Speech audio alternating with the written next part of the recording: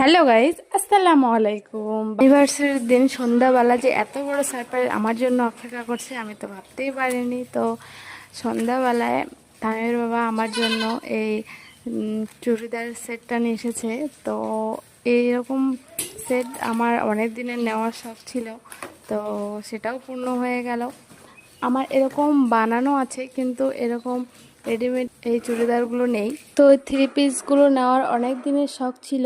তো একটা কথা আমি না বলে থাকতে পারছি না, যে আমার ছোট বড় যে কোনো আবদারি সব কিছু সে বুঝে যায়। কিভাবে আমি জানি না, না বলতেও সব কিছু সে বুঝে যায়।